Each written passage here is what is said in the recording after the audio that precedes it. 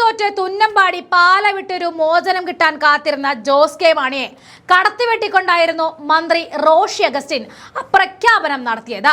Jose K Mani പാലായിൽ തന്നെയെന്ന് കടുത്തുരുത്തിയോ ഏറ്റുമാനൂരോ സ്വപ്നം കണ്ടുകൊണ്ടിരുന്ന ജോസ് കെ മാണിക്ക് ഇത് കേട്ടപ്പോൾ ഹാലിളകി. റോഷിയെ തള്ളിയും എതിർത്തും മുഖം കറുപ്പിച്ചും ജോസ് കെ മാണിയും അണികളും രംഗത്തെത്തി. രണ്ടില പിളരും എന്ന അവസ്ഥ വരെ വന്നിട്ടും ഞങ്ങളെല്ലാം ഒറ്റക്കെട്ടാണ് എന്ന സ്വാഭാവികത ചമയാനായിട്ടാണ് പിന്നീട് കേരള കോൺഗ്രസ് ശ്രമിച്ചത്.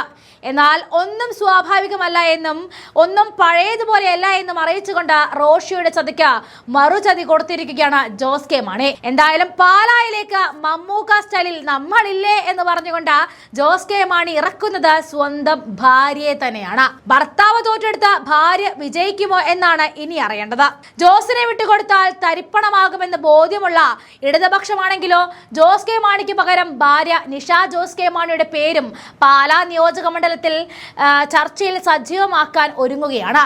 അടുത്തിടെയായിട്ട് പാലാ മണ്ഡലത്തിലെ മത സാമുദായിക പരിപാടികളിലും പൊതുചടങ്ങുകളിലും നിഷയുടെ സജീവ സാന്നിധ്യവും ഉണ്ട് താനും. ഇതോടെയാണോ നിഷ സ്ഥാനാർത്ഥിയാകുമോ എന്ന ആകാംക്ഷ പലരിലേക്കും എത്തിയത്.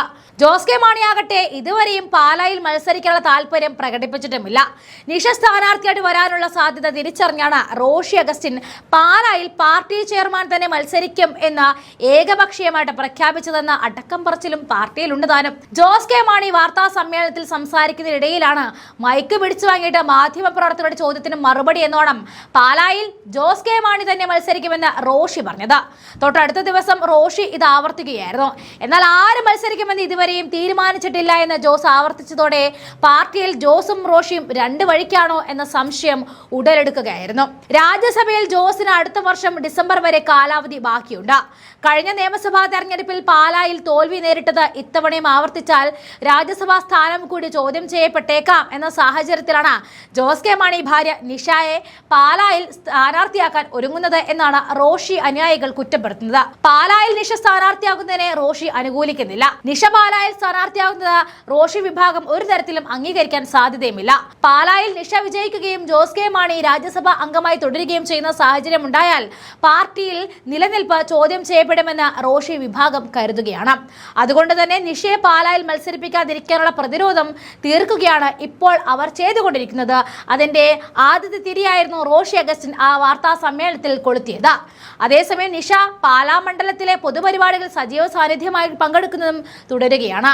പുലിയന്നൂർ ക്ഷേത്രത്തിലെ ഉത്സവത്തിൽ നിഷ പങ്കെടുത്തതും ഗാനമേളയിൽ പെൺകുട്ടികളോടൊപ്പം നൃത്തം ചെയ്തതിന്റെ വീഡിയോ വൈറലായിരുന്നു. തുടർന്ന് ആ മണ്ഡലത്തിലെ ചെറുതും വലുതുമായ എല്ലാ പരിപാടികളും നിഷ പങ്കെടുക്കുന്നതും ഇതിന്റെ എല്ലാം വീഡിയോ സോഷ്യൽ മീഡിയയിൽ പങ്കുവെക്കുന്നതും പതിവാകുന്നുണ്ട്. ഇതെല്ലാം നിയമസഭയിലേക്ക് മത്സരിക്കാനുള്ള തയ്യാറെടുപ്പിന്റെ ഭാഗമാണ് എന്നാണ് എതിർവിഭാഗം വിലയിരുത്തുന്നത്. നിഷ വിജയിക്കുകയും ഇടതുമുന്നണി ഭരണത്തിൽ എത്തുകയും ചെയ്യുന്ന സാഹചര്യം ഉണ്ടായാൽ ഇടുക്കിയിൽ വിജയിച്ചാൽ പോലും റോഷിക്ക് മന്ത്രിസ്ഥാനം കിട്ടണമെന്നില്ല.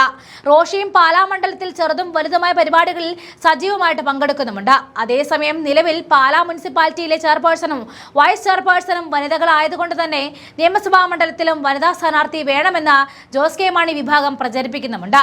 സിറ്റിംഗ് MLA മാണി സി കാപ്പന് പുറമെ ഷോൺ ജോർജ് NDA സ്ഥാനാർത്ഥിയായിട്ട് വരുന്നതോടെ നിഷ മത്സരിക്കുകയാണെങ്കിൽ വലിയ തിരിച്ചടി ഉണ്ടാകുമെന്നും റോഷി വിഭാഗം ചൂണ്ടിക്കാണിക്കുന്നു. നിഷ വരുന്നതിനോട് CPM-ന്റെ നിലപാട് എന്തായിരിക്കുമെന്ന് ഇനിയും വ്യക്തമല്ല. നിഷയുടെ പേരിൽ ജോസും റോഷിയും തമ്മിൽ ഭിന്നത ഉടലെടുത്താൽ അത് കേരള കോൺഗ്രസ് എമ്മിനെ വീണ്ടും ഒരു പിളർപ്പിലെത്തിച്ചാലും അത്ഭുതപ്പെടാനൊന്നുമില്ല. UDF-ലേക്ക് തിരിച്ചു പോകാനുള്ള ജോസ് കെ മാണിയുടെ ശ്രമത്തിന് തടയിട്ടത് റോഷി അഗസ്റ്റിനാണെന്ന നിലപാട് ഇപ്പോൾ വ്യക്തമാവുകയാണ്. CPM ഇടുക്കി ജില്ലാ സെക്രട്ടറിയുടെ ശബ്ദരേഖയായിട്ട് ഇത് പുറത്തു വന്നതും ഇത് ഈ നിലപാടിന് അടിവരയിടുകയാണ്. ഈ നീക്കങ്ങളെല്ലാം സസൂക്ഷ്മം നിരീക്ഷിക്കുകയാണ് കോൺഗ്രസ് അവിടെ. ഇതുവരെ ജോസിനായിട്ട് തുറന്നിട്ട വാതിൽ അടച്ചിട്ടില്ല എന്ന കാര്യം കൂടി മറക്കരുത്.